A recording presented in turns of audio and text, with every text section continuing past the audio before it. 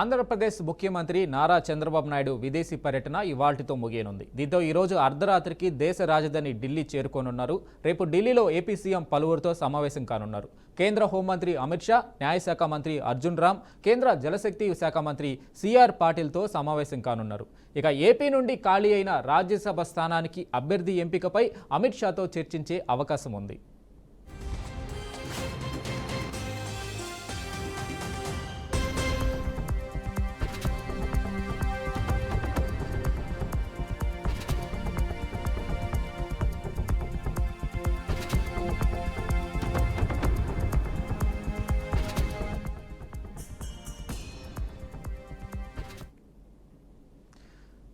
Japan పర్యటనలో భాగంగా CM Revanth Reddy నేతృత్వంలోని తెలంగాణ రైజింగ్ ప్రతినిధి బృందం పర్యావరణ రహిత కిటాకిషు నగరాన్ని సందర్శించింది.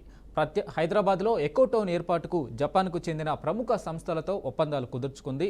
ఇందులో భాగంగా పర్యావరణ పరిరక్షణ, వ్యర్థాల నిర్వహణ, రీసైక్లింగ్ రంగాల్లో భాగస్వామ్యం పంచుకుంటుంది. ఇక హైదరాబాద్ను శుభ్రమైన సుస్థిర నగరంగా తీర్చిదిద్దే క్రమంలో భాగంగా ఒప్పందం కుదిరింది. ఇక సోమవారం జపాన్లో పలు కీలక ఒప్పందాలు చేసుకున్నారు. జపాన్లోని ఒసాకాలో జరుగుతున్న ప్రతిష్టాత్మక ఒసాకా ఎక్స్పోలో తెలంగాణ రాష్ట్రం తన ప్రత్యేకమైన పెవిలియన్ను ఘనంగా ప్రారంభించింది.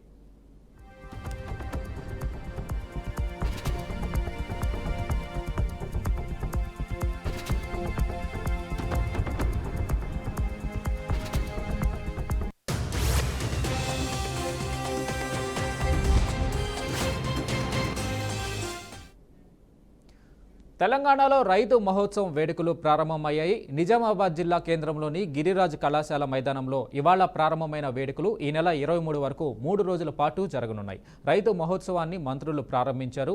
వ్యవసాయ రంగంలో విప్లవాత్మక మార్పులతో పాటు రైతులకు అందే సేవలను మరింత చేరువ చేసేందుకు వ్యవసాయ శాఖ ఆధ్వర్యంలో తెలంగాణ రాష్ట్ర ప్రభుత్వం రైతు మహోత్సవం నిర్వహిస్తుంది. ఈ కార్యక్రమాన్ని ఉద్దేశించి మాట్లాడిన మంత్రులు రైతాంగానికి కాంగ్రెస్ ప్రభుత్వం అన్ని విధాలుగా అండగా ఉందన్నారు.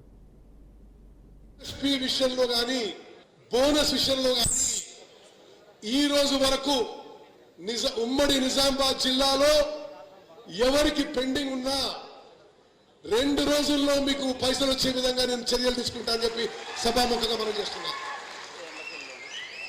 ఈ భారతదేశ చరిత్రలో మద్దతు ధరకి కొనుగోలు చేసి 2-3 రోజుల్లో డబ్బులు మీ అకౌంట్లో వచ్చే ప్రభుత్వం నేటి కాంగ్రెస్ ప్రభుత్వం చెప్పి మనం చేస్తున్నాం. నేను ఈరోజు వచ్చిన సందర్భంగా ఉమ్మడి నిజామాబాద్ జిల్లాలో ఎంఎస్పి కానీ బోనస్ కానీ ఎక్కడ పెండింగ్ ఉన్నా తప్పనిసరిగా అది క్లియర్ చేయిస్తా అని చెప్పి నేను సభాముఖంగా మనం చేస్తున్నా. అదేవిధంగా ఉమ్మడి నిజామాబాద్ జిల్లా కూడా ఎంతో ఉపయోగపడే ప్రాణహిత చేవెళ్ల ప్రాజెక్టు గత ప్రభుత్వం ఆపేసిన విషయం కూడా మీకు మనవి చేస్తూ, గత ప్రభుత్వం ఏమన్నారు, నేను ఎక్కువ రాజకీయ విమర్శలు పోకున్నా వాస్తవాలు చెప్పాల్సిన అవసరం ఉంది. భారతదేశంలోనే అత్యధికంగా పండించినటువంటి పంట కొనుగోలు చేసే బాధ్యత ఈనాడు ఉత్తమ్ కుమార్ రెడ్డి గారి భుజస్కంధాల మీద ఉంది. ఈనాటికి కూడా మేము ఛాలెంజ్ చేస్తున్నాం. తెలంగాణ ప్రభుత్వం తప్ప ఇంత పెద్ద ఎత్తున ధాన్యాన్ని కొనుగోలు చేసిన ప్రభుత్వం కానీ, రైతాంగాన్ని ఆదుకున్న ప్రభుత్వం కానీ ఈనాటికి భారతదేశంలో ఇంకొక రాష్ట్రం పోటీ రాదు. అయినా సరే కష్టాలున్నాయి. ప్రభుత్వం అన్నాక, కుటుంబం అన్నాక అనేక కష్టాలుంటాయి. పొద్దాక దాన్ని మేము ఏకరువు పెట్టం. కానీ కష్టకాలంలో, కరువు కాలంలో కూడా ఇంట్లో పెళ్లి చేస్తే ఎంత బాధ ఉంటుందో అదే బాధ ఈ రాష్ట్ర ప్రభుత్వానికి ఉంది. అయినా సరే 33,000 కోట్లు ఒకే సంవత్సరం మొదటి పంట కాలంలో కాంగ్రెస్ ప్రభుత్వం రైతుల జేబుల్లోకి పంపించినటువంటి ఏకైక ప్రభుత్వం రేవంత్ రెడ్డి గారి ప్రభుత్వం అని చెప్పి మీకు ఈ సందర్భంగా మనం చేస్తున్నాం. మమ్మల్ని కూడా మీరు మన్నించాలి. మార్చి 31కి రైతు భరోసా వేద్దాం అనుకున్నాం. మేము అనుకున్నది ఆలస్యమైంది. తప్పకుండా అతి త్వరలోనే మిగతా రైతు భరోసా కూడా మీ ఖాతాల్లో జమ చేస్తామని చెప్పి కూడా విజ్ఞప్తి చేస్తున్నాం. 4,000 కోట్లు. ఈ 64,000 కోట్లకు సంవత్సరానికి కేవలం 6,000 కోట్ల వడ్డీ రూపాయలు చెల్లిస్తా ఉంటాం. కానీ గడచిన 10 సంవత్సరాల కాలంలో ఒక ప్రభుత్వం, ఒక ముఖ్యమంత్రి చేసిన డబ్బు మొత్తం కలిపి సుమారుగా 8 లక్షల కోట్లు. ఈరోజు నెలకు 6,000 కోట్ల రూపాయలు వడ్డీ చెల్లించాల్సి వస్తుంది. సంవత్సరానికి 75,000 కోట్ల రూపాయలు. అంటే ఈ గడిచిన రేవంత్ రెడ్డి గారి 16 మాసాల పరిపాలనలో సుమారుగా 1,40,000 కోట్లు వడ్డీ కంతులు కట్టాల్సి వచ్చింది. అయినా కూడా ఇంత ఇబ్బందులు ఉన్నా కూడా ఈనాడు రైతు భరోసా కావచ్చు, రుణమాఫీ కావచ్చు, సన్నాలకు బోనస్ కావచ్చు, సన్న బియ్యం కావచ్చు, రకరకాలు చేస్తా ఉన్నాం. ఇవన్నీ కూడా అంతకు నుంచి గతంలో ఇంతకుముందు మిత్రులు చెప్పినట్టుగా ప్రకృతి వైపరీత్యం జరిగినప్పుడు అది వరదలు వచ్చినా, వానలు వచ్చినా, కరువు వచ్చినా పంట నష్టం ఇచ్చేది. గత ప్రభుత్వం కూడా ఇదే గత ప్రభుత్వం ఇవ్వలే. ఈ ప్రభుత్వం వచ్చిన తర్వాత ఇదే నిజామాబాద్ జిల్లాలో పంట నష్టం జరిగిన వాళ్ళకు ఎకరాకు 10,000 రూపాయలు చొప్పున ఇవ్వడం జరిగింది. ఇవన్నీ కూడా జరిగేటువంటి కార్యక్రమాలు వ్యవసాయ పరంగా అన్ని. హైదరాబాద్ నగరంలో స్థానిక సంస్థల ఎమ్మెల్సీ ఎన్నికల్లో కాంగ్రెస్ బీఆర్ఎస్లు పోటీ చేయకుండా మజ్లిస్కు అండగా నిలబడుతున్నాయని కేంద్ర మంత్రి బీజేపీ తెలంగాణ రాష్ట్ర అధ్యక్షుడు కిషన్ రెడ్డి అన్నారు. ఎన్నికైన కార్పొరేటర్లను ఓటు వేయకుండా బీఆర్ఎస్ బెదిరిస్తుందన్నారు. అత్యధిక ఓట్లు ఉన్నా ఏ ప్రాతిపదికన పోటీ చేయడం లేదో చెప్పాలన్నారు. పచ్చి మతోన్మాద రజాకారు మజ్లిస్కు సపోర్ట్ చేస్తున్న ఈ రెండు పార్టీలు సెక్యులర్ పార్టీలు ఎలా అవుతాయని ప్రశ్నించారు. నాంపల్లిలోని బీజేపీ రాష్ట్ర కార్యాలయంలో హైదరాబాద్ స్థానిక సంస్థల ఎమ్మెల్సీ పరిధిలోని కార్పొరేటర్లతో కిషన్ రెడ్డి సమావేశమయ్యారు. హైదరాబాద్ నగర నుంచి జరుగుతున్నటువంటి ఈ యొక్క ఎమ్మెల్సీ ఎన్నికల్లో మాకు పూర్తి విశ్వాసం ఉంది. మజ్లిస్ను వ్యతిరేకించేటువంటి వాళ్ళు, రజాకారుల ఆలోచనను వ్యతిరేకించేటువంటి వాళ్ళు, హిందూ దేవులను అవమానించేటువంటి పార్టీని వ్యతిరేకించేటువంటి వాళ్ళు, హిందూ దేవులను అవమానం చేసేటువంటి ఈ యొక్క మజ్లిస్ పార్టీ యొక్క కారు కూతలను వ్యతిరేకించేటువంటి వాళ్ళు, హిందువుల పండుగలను వ్యతిరేకించేటువంటి వాళ్ళు, 100 మంది భారతీయుల మీద దాడులు చేస్తామని చెప్పినటువంటి వాళ్ళు, 15 నిమిషాలు సమయం ఇస్తే అది అసదుద్దీన్ ఓవైసీ కానీ, అక్బరుద్దీన్ ఓవైసీ కానీ 15 నిమిషాలు సమయం ఇస్తే ఈ దేశంలో ఉన్నటువంటి 100 కోట్ల మందిని సంగతి చూస్తామన్నటువంటి మజ్లిస్ పార్టీని ఎందుకు సమర్థిస్తున్నారో, ఎందుకు గెలిపిస్తున్నారో తెలంగాణ ప్రజలకి రెండు పార్టీలు చెప్పాలి. బయట అనేక రకాలుగా మాట్లాడతారు. ఓవైసీ దగ్గర కూర్చున్నప్పుడు ఈ రెండు పార్టీలు వంగి వంగి సలాములు కొడతారు. బయట అనేక రకాల పెద్ద పెద్ద ఉపన్యాసాలు ఇస్తారు. మజ్లిస్ పార్టీ కనిపించగానే చల్లబడిపోతారు. రెండు పార్టీలకు సూపర్ బాసు అసదుద్దీన్ ఓవైసీ, కాంగ్రెస్ కు బాసు రాహుల్ గాంధీ అయినా తెలంగాణలో super boss Asaduddin Owaisi, TRS కు బాసు కేసీఆర్ అయినా సూపర్ బాసు అసదుద్దీన్ ఓవైసీ. ఏ ప్రాతిపాదికన మీరు ఎలక్షన్స్ లో పోటీ చేయలేదు? మీకు అత్యధికమైనటువంటి ఓట్లు ఉన్నాయి కదా, ఎందుకు పోటీ చేయడం లేదు?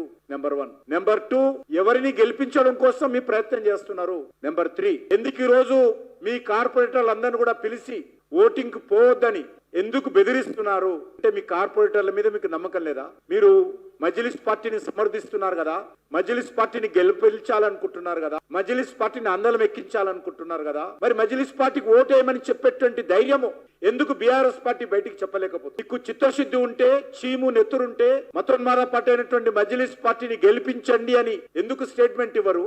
ఎందుకు ఓటేయరో ఈరోజు కేసీఆర్ చెప్పాలి. కార్పొరేటర్ల మీద నమ్మకం లేక వాళ్ళని.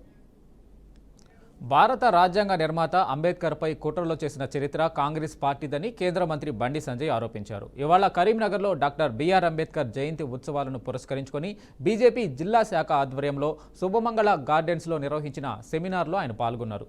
భారతదేశ చరిత్రలో అంబేద్కర్ ఎదుర్కొన్న అవమానాలు మరెవరూ ఎదుర్కోలేదని అన్నారు. ఎన్ని అవమానాలు ఎదురైనా, అడుగడుగున హేళనకు గురైన వాటినే సోపానాలుగా మార్చుకున్నాడు. తన చదువుతో సమాజ శ్రేయస్సుకు పాటుపడ్డాడు. అణగారిన వర్గాల అభ్యున్నతికి దారపోసిన మహనీయుడు అంబేద్కర్ అని బండి కొనియాడారు.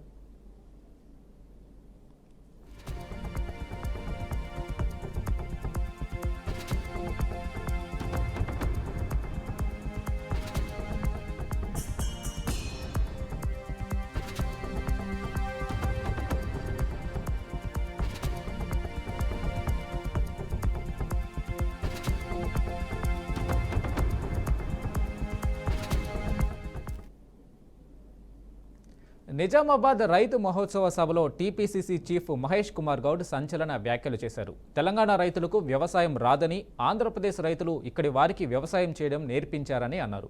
1923లో నిజాం సాగర్ ప్రాజెక్టు వచ్చినప్పుడు ప్రకాశం, కృష్ణా, గుంటూరు జిల్లాల నుండి రైతులు వచ్చి బాన్సువాడ, బోధన్, డిచ్చిపల్లిలో స్థిరపడ్డారని, అనంతరం ఇక్కడి రైతులకు వ్యవసాయం చేయడం నేర్పించారని టీపీసీసీ ప్రెసిడెంట్ మహేష్ కుమార్ గౌడ్ కీలక వ్యాఖ్యలు చేశారు.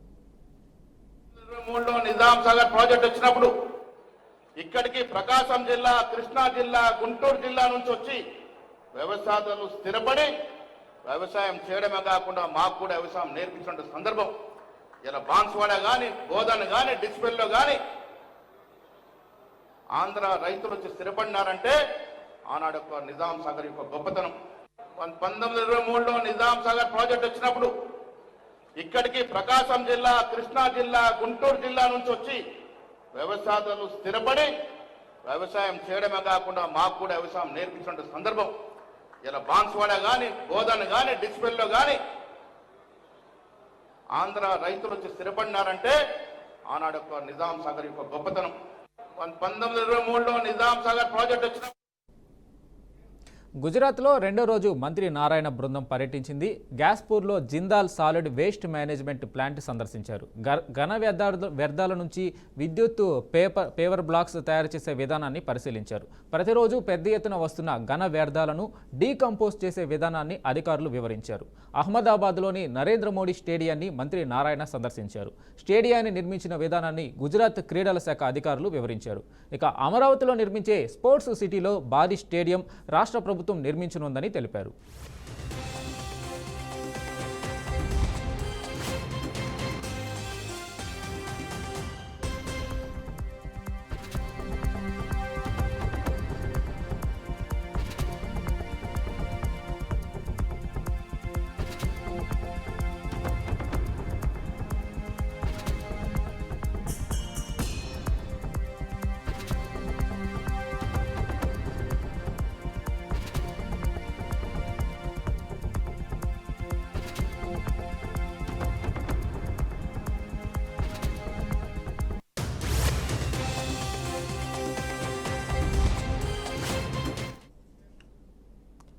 గుంటూరు జిల్లాలో వైసీపీ కార్యవర్గ సమావేశం జరిగింది. ఈ కార్యక్రమంలో గుంటూరు జిల్లాలోని అన్ని నియోజకవర్గాల సమన్వయకర్తలు పాల్గొన్నారు. ప్రధానంగా 3 అంశాలపై చర్చించనున్నామని అంబటి రాంబాబు చెప్పారు. మిర్చి రైతులను ఆదుకోవడంలో రాష్ట్ర ప్రభుత్వం పూర్తిగా విఫలమైందని మండిపడ్డారు. వక్ఫ్ సవరణ చట్టాన్ని వ్యతిరేకిస్తున్నట్లు అంబటి వెల్లడించారు. శంకర్ విలాస్ బ్రిడ్జి డిజైన్ పునరాలోచించాలని డిమాండ్ చేశారు. గతంలోనే ఈ బ్రిడ్జి నిర్మాణానికి 2 కోట్ల వరకు అంచనా వేసినట్లు చెప్పుకొచ్చారు. కేవలం 98 కోట్ల రూపాయలతో శంకర్ విలాస్ బ్రిడ్జి నిర్మాణం సాధ్యం కాదన్నారు.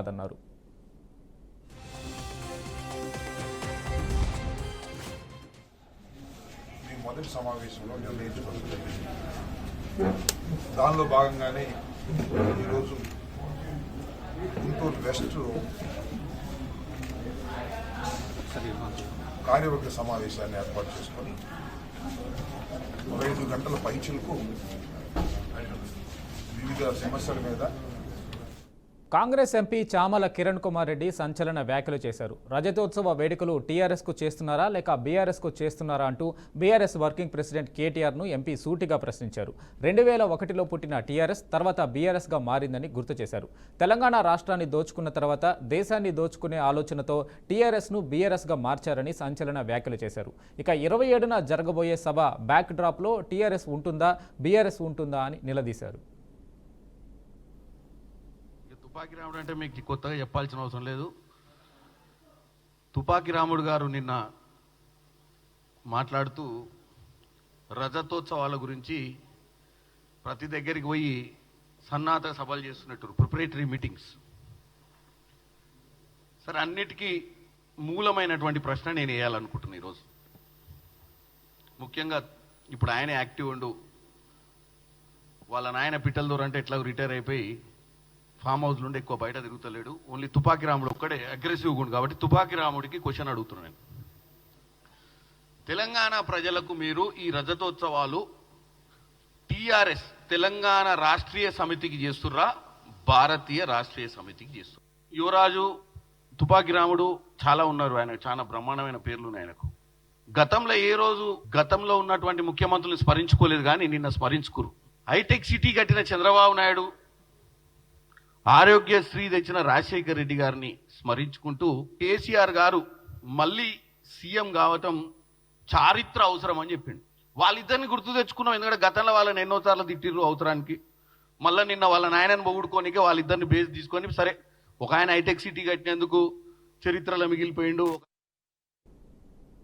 తెలంగాణను కాపాడటమే బీఆర్ఎస్ పార్టీ కార్యకర్తల ప్రథమ కర్తవ్యమని ఎమ్మెల్సీ కల్వకుంట్ల కవిత తెలిపారు. కాంగ్రెస్ పార్టీ నుంచి తెలంగాణను కాపాడే బాధ్యత బీఆర్ఎస్ పార్టీకే ఉంటుందని పేర్కొన్నారు. ఇక బీఆర్ఎస్ అధినేత కేసీఆర్కు పార్టీ కార్యకర్తలకు వారధిగా ఉంటానని స్పష్టం చేశారు. కార్యకర్తల సమస్యలను కేసీఆర్ దృష్టికి తీసుకెళ్తానని, ఏ చిన్న అవసరమున్నా తనను కార్యకర్తలు సంప్రదించవచ్చని పేర్కొన్నారు. ఇక కార్యకర్తలను కాపాడుకోవడాన్ని బాధ్యతగా భావిస్తానని స్పష్టం చేశారు. ఇవాళ మన లోపల మనకున్న అనేక సమస్యలకు మీకు కేసీఆర్ గారికి మధ్యలో వారధిగా నేను నిలబడి ఉంటా. నేను మిమ్మల్ని ఏది అవసరం ఉంటే అది సార్ దగ్గరికి మీ సమస్య నేను తీసుకుపోయి చూపిస్తా. మనం చాలా బలమైనటువంటి పార్టీ, ఇంకా బలంగా ఎదుగుదాం. ప్రపంచంలో మనల్ని ఎవరు ఎదిరించలేనంత బలంగా ఎదుగుదాం. కానీ అట్ ద సేమ్ టైం ప్రజల్ని రక్షించుకోవాల్సినటువంటి అవసరం మనకున్నది. తెలంగాణ యొక్క అభివృద్ధిని కాపాడుకోవాల్సినటువంటి అవసరం మనకున్నది. ఆ ప్రథమ బాధ్యతను మర్చిపోవద్దని కూడా ఇక్కడ ఉండేటటువంటి నాయకులకందరికీ కూడా నేను సూచన చేస్తా ఉన్నాను. మీ అందరికీ తెలుసు, ప్రపంచం అంతా ఉంటుంది. ఆంధ్రప్రదేశ్ ప్రభుత్వం విడుదల చేసిన మెగా డిఎస్సి నోటిఫికేషన్ హర్షణీయమని సిపిఐ రాష్ట్ర కార్యదర్శి కె రామకృష్ణ పేర్కొన్నారు. ఈ నోటిఫికేషన్కు సంబంధించి అభ్యర్థుల ఆందోళనను పరిగణలోకి తీసుకోవాలని ప్రభుత్వానికి విజ్ఞప్తి చేశారు. వయో పరిమితిపై అభ్యర్థులు ఆందోళన చెందుతున్నారని, వయో పరిమితిని 47 ఏళ్లకు పెంచాలని కోరారు. ఇక ఈ మేరకు ఏపీ ముఖ్యమంత్రి చంద్రబాబుకు రామకృష్ణ లేఖ రాశారు. 2018 తర్వాత డిఎస్సి నోటిఫికేషన్ ఇవ్వలేదని రామకృష్ణ తన లేఖలో గుర్తు చేశారు. అప్పటి నుంచి డిఎస్సి నోటిఫికేషన్ కోసం చాలామంది అభ్యర్థులు వేచి చూస్తున్నారని చెప్పారు. ఇక ఈ క్రమంలో అభ్యర్థుల్లో వయో పరిమితిపై ఆందోళన నెలకొందని, వయో పరిమితి 47 ఏళ్లకు పెంచుతూ నిర్ణయం తీసుకోవాలని, మెగా డిఎస్సి ప్రక్రియను వేగంగా పూర్తి చేయాలని రామకృష్ణ తన లేఖలో సీఎం చంద్రబాబును కోరారు.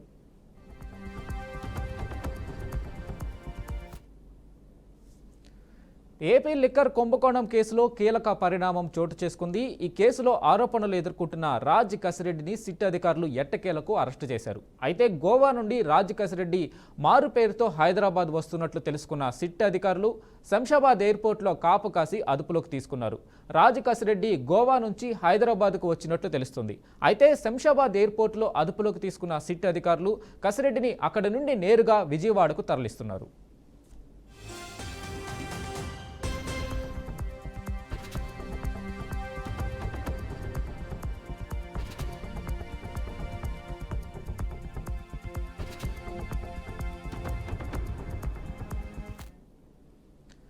గ్రేటర్ విశాఖ మేయర్ ఎవరనే దానిపై ఉత్కంఠ నెలకొంది. మేయర్ ఎంపికపై కూటమి సర్కార్ కసరత్తు చేస్తుంది. పీలా శ్రీనివాస్ పేరు దాదాపు ఖరారైనట్లు సమాచారం. డిప్యూటీ మేయర్గా మోల్లి హేమలత, మరో డిప్యూటీ మేయర్గా పరిశీలనలో గంధం సీను, జనసేనకు డిప్యూటీ మేయర్ ఇవ్వాలని తొలుత ప్రతిపాదనలు చేశారు. డీసీసీబీ చైర్మన్ పదవి కోరడంతో డిప్యూటీ మేయర్ జనసేన పదవి అడిగింది.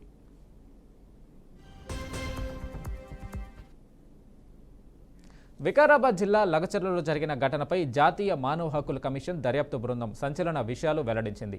ఫార్మాసిటీ కోసం భూసేకరణపై జరిగిన ప్రజా విచారణ సందర్భంగా నిరసన తెలిపిన రైతులను పోలీసులు కొట్టి శారీరకంగా హింసించారని ఎన్హెచ్ఆర్సీ నిర్ధారించింది. ఈ మేరకు కమిషన్ తాజాగా నివేదికను విడుదల చేసింది. 2024 నవంబర్లో వికారాబాద్ జిల్లా కలెక్టర్, రెవెన్యూ అధికారులు ఫార్మాసిటీ భూసేకరణపై ప్రజా విచారణకు లగచర్లకు వచ్చినప్పుడు గ్రామస్తులు నిరసన తెలిపారు. ఈ సందర్భంగా కొందరు రైతులు అధికారులపై దాడి చేశారనే ఆరోపణలతో పోలీసులు కేసు నమోదు చేశారు. పరిగి పోలీస్ స్టేషన్లో లగచర్లకు చెందిన పలువురు రైతులను అరెస్టు చేసి పోలీసులు వారిని శారీరకంగా హింసించారని ఎన్హెచ్ఆర్సీ దర్యాప్తులో తేలింది.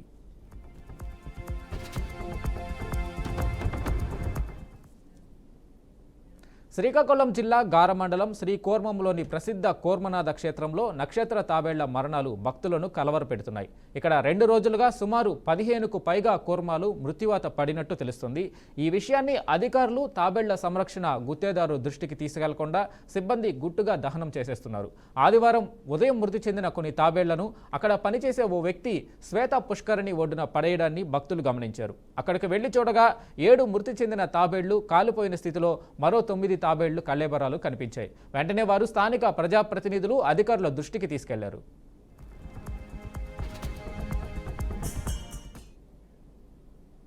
శ్రీశైలం ఎడమగట్టు కాలువ ఎస్ఎల్బీసీ సొరంగంలో సహాయక చర్యలు కొనసాగుతున్నాయి. ఫిబ్రవరి 22న టన్నెల్ కూలిన సంగతి తెలిసిందే. టన్నెల్లో 281 మీటర్ల మేర పేరుకుపోయిన మట్టి, రాళ్లు, ప్రమాదంలో ధ్వంసమైన టన్నెల్ బోరింగ్ యంత్రం భాగాలను ఇప్పటికే బయటకు తరలించారు. మరో 43 మీటర్లను డేంజర్ జోన్గా గుర్తించారు.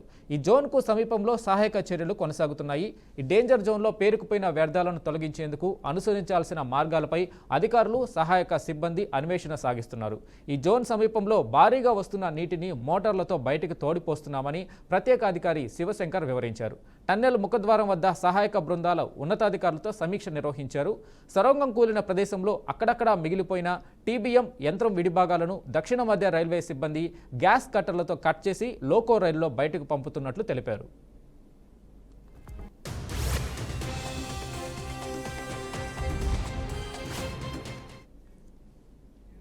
ఏపీ ప్రభుత్వం మరో కీలక ప్రకటన జారీ చేసింది. గ్రూప్ అభ్యర్థులకు సంబంధించిన ముఖ్యమైన సమాచారాన్ని ఏపీపీఎస్సీ విడుదల చేసింది.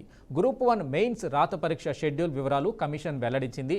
మే 3 నుంచి 9 వరకు మెయిన్స్ నిర్వహించనున్నారు. ఈ పరీక్షల కోసం రాష్ట్రంలోని 4 జిల్లా కేంద్రాల్లో పరీక్షా కేంద్రాలను ఏర్పాటు చేస్తున్నట్లు తెలిపింది. అన్ని పరీక్షలు ఉదయం 10 గంటల నుంచి మధ్యాహ్నం 1 గంట వరకు జరుగుతాయని తెలిపింది.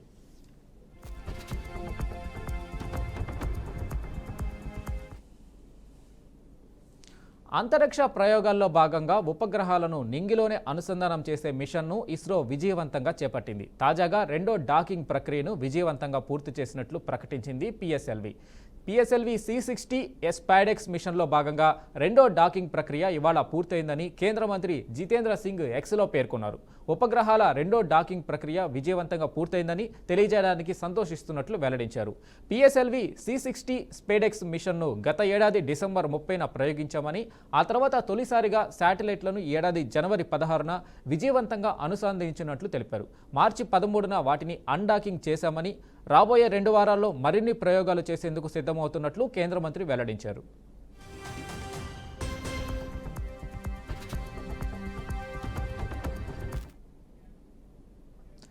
అంతర్జాతీయంగా నెలకొన్న డిమాండ్ కారణంగా బంగారం ధరకు మళ్లీ రెక్కలు వస్తున్నాయి. అమెరికా, చైనా మధ్య వాణిజ్య పోరు, డాలర్ బలహీన పడడం వంటి కారణాలతో మదుబర్ల బంగారం వైపు మొగ్గు చూపుతుండటంతో అంతర్జాతీయ మార్కెట్లో బంగారం ధర పెరుగుతూనే ఉంది. ఏకంగా ఇవాళ లక్షకు చేరింది పసిడి ధర. 99,600 ఉన్న ధర లక్షకు చేరింది. దీంతో పసిడి ప్రియులు షాక్ అవుతున్నారు. ₹1,00,000 అయితే కొనడం ఎలా అని షాక్ అవుతున్నారు.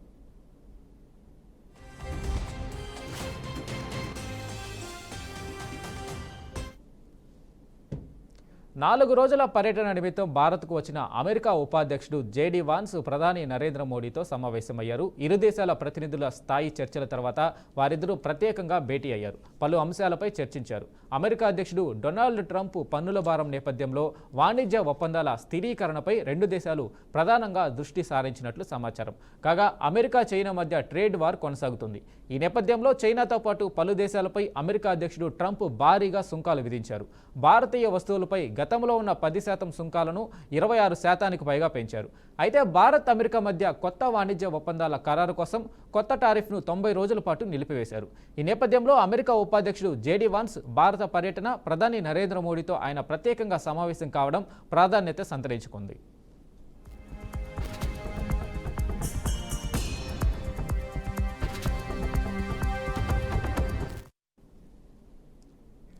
పశ్చిమ బెంగాల్ గవర్నర్ సివి ఆనంద్ బోసు ఛాతీ నొప్పితో ఆసుపత్రిలో చేరారు. కోల్కతాలోని ఈస్టర్న్ కమాండ్ ఆసుపత్రిలో ఆయనకు అత్యవసర చికిత్స అందిస్తున్నట్లు అధికారులు తెలిపారు. ముర్షిదాబాద్లో అల్లర్లు జరిగిన ప్రాంతాలకు వెళ్లి తిరిగి వచ్చిన అనంతరం ఛాతీలో నొప్పికి గురైనట్లు తెలిసింది. పెయిన్ మరింత తీవ్రం కావడంతో ఆసుపత్రికి తరలించినట్లు కుటుంబ సభ్యులు వెల్లడించారు. గవర్నర్ గుండె రక్తనాళాల్లో పూడికలు ఉన్నట్లు గుర్తించామని, మెరుగైన చికిత్స కోసం అపోలో ఆసుపత్రికి తరలించడానికి చర్యలు తీసుకుంటున్నామని వైద్యులు తెలిపారు. రాష్ట్ర ముఖ్యమంత్రి మమతా బెనర్జీ ఆసుపత్రికి వెళ్లి పరామర్శించారు.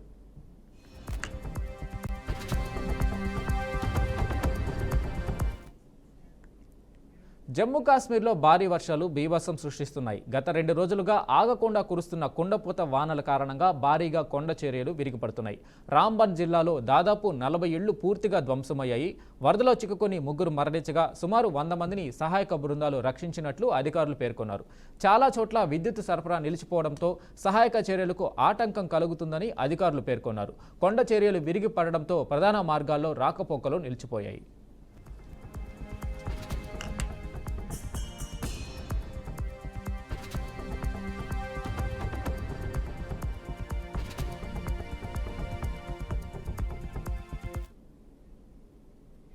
అమెరికా అధ్యక్షుడు డొనాల్డ్ ట్రంప్తో ప్రజాస్వామ్యానికి ముప్పు ఏర్పడిందని ఆరోపిస్తూ దేశమంతా నిరసన ర్యాలీలు జరిగాయి. ఆర్థిక రాజధాని న్యూయార్క్, పాలనా రాజధాని వాషింగ్టన్ సహా పలు నగరాలు, పట్టణాల్లో ఆందోళనకారులు పెద్ద ఎత్తున ఉద్యమించారు. అధ్యక్షుడి నివాస భవనం శ్వేత సౌధం ఎదుట ఆందోళనకారులు నిరసన ప్రదర్శన నిర్వహించారు.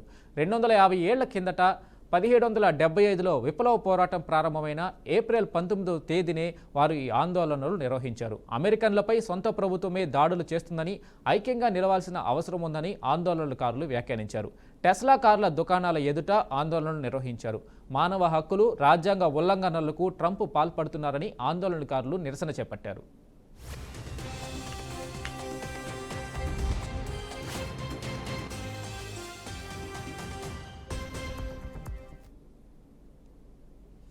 భారత స్టాక్ మార్కెట్ సూచీలు భారీ లాభాలతో ముగిశాయి. ఈ ఉదయం నుంచి ఏకబిగిన పెరుగుతూ పోయాయి. ఉదయం సెన్సెక్స్, నిఫ్టీ సూచీలు స్వల్ప నష్టాల్లో ఉన్న తర్వాత నుంచి భారీగా పరుగులు పెట్టాయి. మార్కెట్లు ముగిసే సమయానికి సెన్సెక్స్ 855 పాయింట్లు పెరిగి 79,408 వద్ద లాభాలతో ముగిసింది. ఇక అలాగే నిఫ్టీ 273 పాయింట్లు పెరిగి 24,125 వద్ద ఆగింది.